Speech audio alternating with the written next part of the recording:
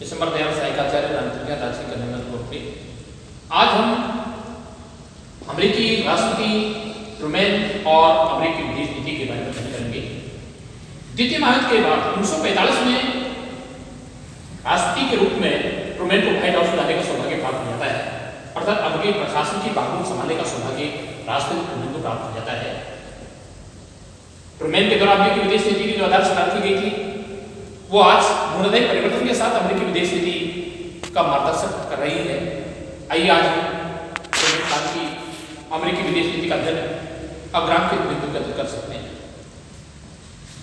जिस समय राष्ट्रपति के रूप में ट्रूमैन को निर्वाचित होने का सौभाग्य प्राप्त होता है उस समय संपूर्ण विश्व में दो ग्रुप विभाजित हो जाता है, एक पूंजीवादी ग्रुप और दूसरा साम्यवादी ग्रुप, अर्थात पूरा विश्व पूंजीवाद और साम्यवाद नामक ग्रुप में से विभाजित हो जाता है।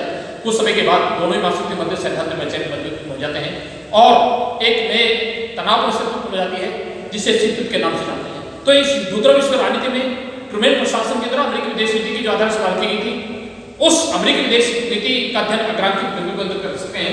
नंबर 1, सहयोग और अनुकूलन की नीति, policy of cooperation and accommodation, सहयोग और अनुकूलन की नीति।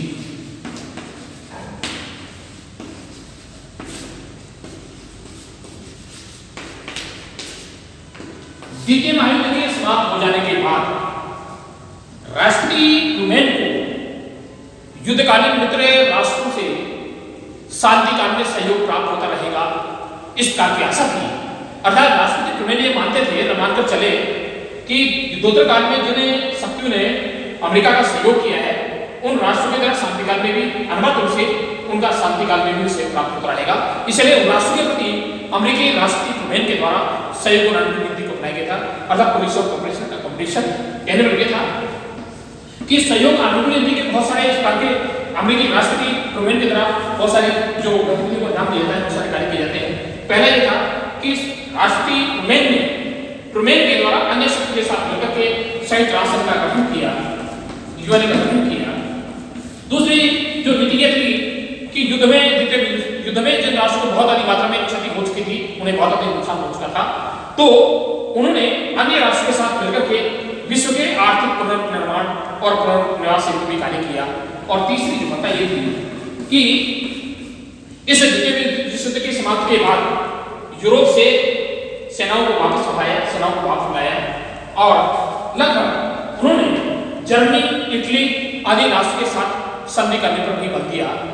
केंद्र ये था कि संयुक्त राज्य अमेरिका को इतनी अधिक आशा थी कि जिस प्रकार से युद्ध काल में निर्मित राष्ट्र का सहयोग प्राप्त हुआ था इस प्रकार का सहयोग अमेरिका को शांति काल में मिलता रहेगा। लगभग 2 वर्षों की अवधि में जहां संयुक्त राज्य अमेरिका की सैन्य संख्या 1 करोड़ 20 लाख थी, उनसे घटाकर के मात्र 15 लाख सेना करनी चाहिए।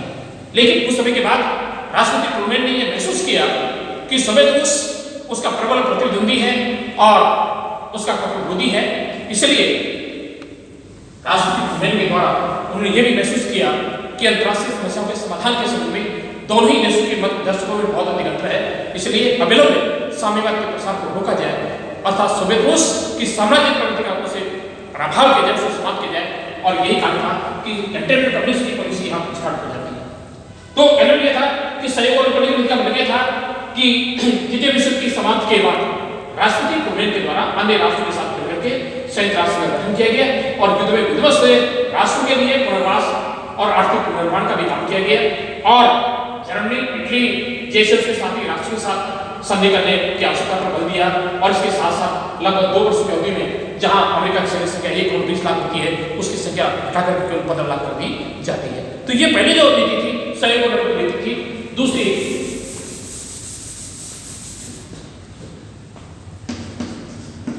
साम्यवाद का विरोध।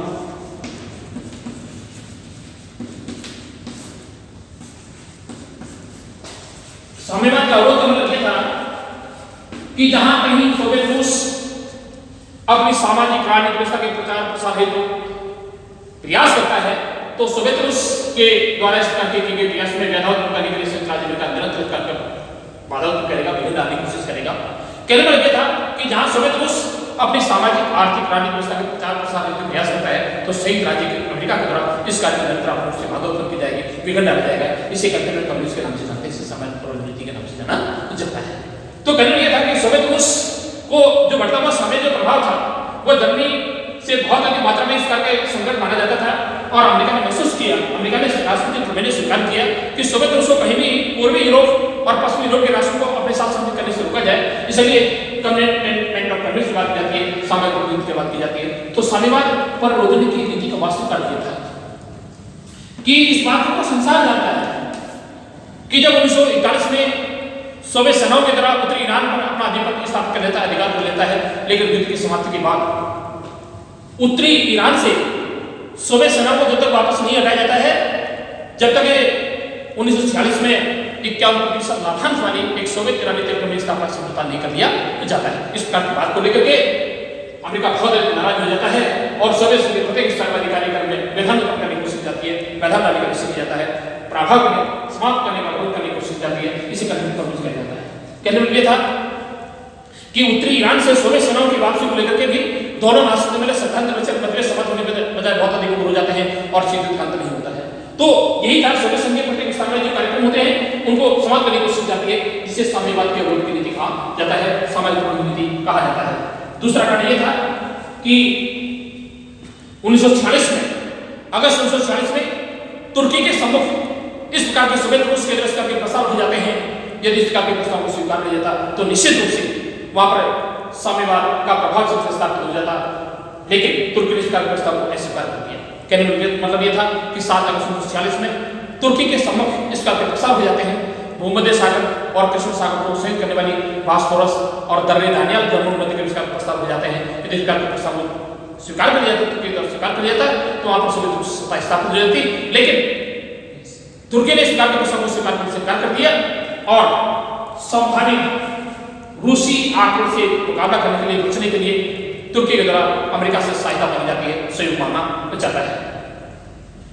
इसी के आधार पर यह था, अगली बात की जाती है कि जब इस बात की घटना हो जाती है उसके बाद कुछ समय के बाद यूनान में साम्यवादियों के द्वारा ब्रिटिश समर्थक सरकार के विरुद्ध छापामार युद्ध छेड़ दिया जाता है। कहना यह था कि जब यूनान में इस बात की गृह स्थिति उत्पन्न हो जाती है तो सोवियत रूस इस बात की गृह युद्ध की स्थिति निरंतर रुचि ले रहा था, सक्रिय रूप से भाग ले रहा था। अमेरिका इस बात की बात पर बहुत नाराज हो जाता है। तब राष्ट्रपति ट्रूमैन ने यह स्वीकार किया, महसूस किया कि सोवियत संघ के प्रत्येक स्तरवादी कार्यक्रम को विरोध किया जाए, उसे समाप्त किया जाए। इसका कारण यही था।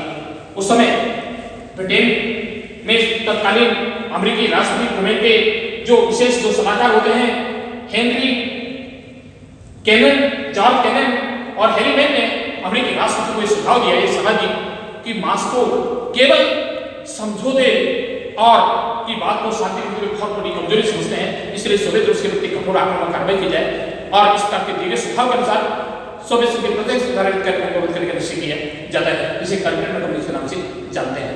तो कहने का यह था कि तुर्की में इस कार्य से जो प्रसार किए जाते हैं, इस कार्य के छापामार जो काम हो जाते हैं, ईरान में इस कार्य छापामार रुचि लेता है। उसका कारण यही होता है कि अमेरिकी राष्ट्रपति के द्वारा सोवियत संघ के प्रत्येक स्तरवादी कार्यक्रम को समाप्त करने के प्रयास किए जाते हैं, जिसे साम्यवाद प्रवर्तन की नीति के नाम से जाना जाता है। तीसरी जो नीति थी ट्रूमैन सिद्धांत।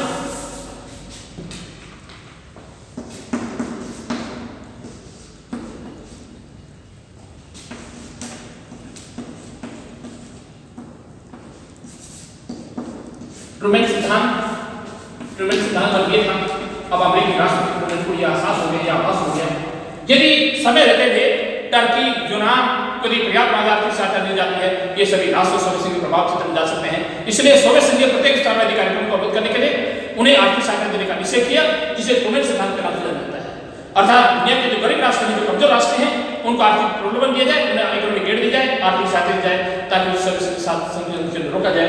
इसे ट्रूमैन सिद्धांत के नाम से जानते हैं। कहने में था कि आर्थिक सहायता देकर के सोवियत संघ के प्रत्येक स्तरवादी कार्यक्रम को अवरुद्ध करने के लिए इस ट्रूमैन सिद्धांत के तहत यूनान को 25 करोड़ डॉलर की आर्थिक सहायता दी जाती है और टर्की को लगभग 15 करोड़ डॉलर की आर्थिक सहायता दी जाती है।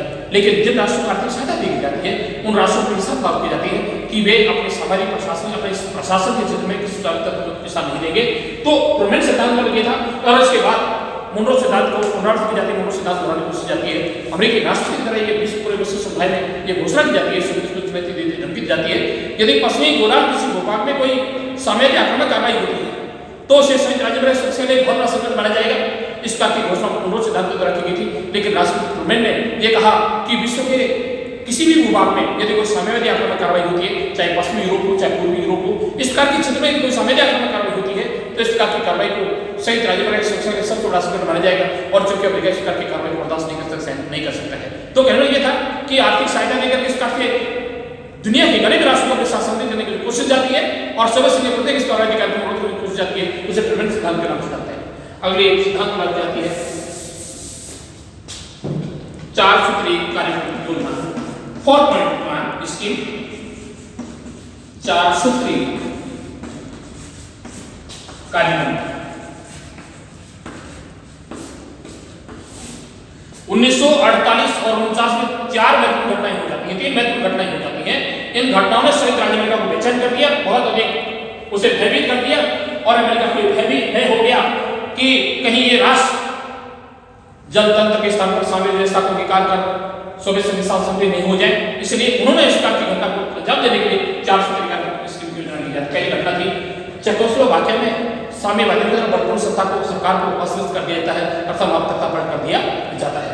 दूसरी घटना थी बर्लिन की घेराबंदी की जाती है और तीसरी घटना थी कि चीन में साम्यवादी शासन की स्थापना हो जाती है। इन तीनों घटनाओं में अमेरिका को बहुत अधिक बेचैन कर दिया, बहुत भयभीत कर दिया और अमेरिका की बहुत बड़ी अधिक मात्रा में आशंका हो जाती है, डाउट हो जाता है, भय हो जाता है कि उपनिवेश में बसने वाली नव स्वतंत्र राष्ट्र में कहीं जनतंत्र के स्थान पर कहीं साम्यवादी शासन को नहीं अपना ले। इसलिए इन राष्ट्रों के लिए 4 सूत्री कार्यक्रम योजना की स्थापना की जाती है, इसको लागू किया जाता है। और आज भी इसी योजना के माध्यम से कहीं कहीं दुनिया के राष्ट्रों को गरीब राष्ट्रों को आर्थिक सहायता देने का जो नींव पड़ी है वो 4 सूत्री कार्यक्रम योजना क्या होती है। पहला ये था योजना का पूर्ण समर्थन करना, संयुक्त राष्ट्र संघ का पूर्ण समर्थन करना, अर्थात संयुक्त राष्ट्र संघ के द्वारा जिस तरह के द्विपक्षीय बहुपक्षीय प्रकार के जो विवाद होते हैं समाधान किया जाता है, निर्णय जाता है, उस प्रकार के निर्णय को स्वीकार करना। तो संयुक्त राष्ट्र में इस प्रकार की आस्था व्यक्त जाती है, संयुक्त राष्ट्र का पूर्ण समर्थन करना। दूसरी नीति ये थी कि विश्व के आर्थिक पुनरुद्धार के लिए कार्य करते रहना, अर्थात युद्ध में जिसका विध्वंस था उसके कारण की बहुत अधिक उत्पन्न हो चुकी थी, उन राष्ट्रों के आर्थिक पुनर्निर्माण के कार्य निरंतर करते रहना, इसका दौर पैदा नहीं करना, अर्थात विश्व के आर्थिक पुनरुद्धार के लिए कार्य करते रहना। और तीसरी जो नीति ये थी कि आक्रमण के विरुद्ध स्वतंत्रता प्रेमी राष्ट्र को सुदृढ़ करना, जो राष्ट्र सामान्य आक्रमण के विरुद्ध संघर्ष करना चाहते हैं, उनका मुकाबला करना चाहते हैं, उन राष्ट्र को अधिक समझ जाए, उन राष्ट्र को अधिक शक्तिशाली बनाया जाए। और चौथी नीति ये थी कि दुनिया के जो गरीब राष्ट्र हैं, जो कमजोर राष्ट्र हैं, इनमें प्रादेशिक टेक्निकल एड दी जाए, तकनीकी सहायता प्रदान की जाए ताकि देश में प्रादेशिक स्तर कहीं कहीं उसमें उत्थान की जाए, अर्थात उन्हें तकनीकी सहायता देकर के उन राष्ट्रों के जीवन स्तर को सुधारा जाए। ये 4 पॉइंट स्कीम कहलाती है। 4 सूत्री कार्यक्रम में ये था, पहला ये था संयुक्त राष्ट्र का पूर्ण समर्थन करना, और सेकेंड ये था कि विश्व के आर्थिक पुनरुद्धार के लिए कार्य करते रहना, और तीसरी नीति ये थी आक्रमण के विरुद्ध स्वतंत्रता प्रेमी राष्ट्र को सुदृढ़ करना, सुदृढ़ करना, और चौथा यह था कि दुनिया के गरीब जो राष्ट्र हैं, अलग विकसित राष्ट्र हैं, उन्हें तकनीकी सहायता प्रदान की जाए। और 5वीं नीति थी खुले समझ की नीति थी। जब 1950 में दक्षिण कोरिया में अटैक किया, यहाँ पर दोनों राष्ट्रों को अपनी शक्ति जमने का मौका मिल जाता है, अवसर मिल जाता है। पूर्वी यूरोप और पश्चिमी यूरोप के दोनों राष्ट्रों की अर्थात संयुक्त राज्य अमेरिका और सोवियत रूस के द्वारा दोनों ही पक्षों का अलग अलग हिमायत जाती है। उत्तरी कोरिया की हिमायत सोवियत रूस द्वारा ली जाती है और दक्षिणी कोरिया का पश्चिम राज्य अमेरिका द्वारा लिया जाता है। लगभग ये 3 साल तक चलता है। तो खुले संघर्ष में इस कार्य की बात की जाती है कि राष्ट्रपति ट्रूमैन ने सिद्धांत बचक मतभेद के दौर को समाप्त करने के लिए अधिक कारण की जाती है। जो छेड़ की नीति होती है उसको प्रत्याग कर दिया जाता है। धन्यवाद। बाकी हम कल करेंगे।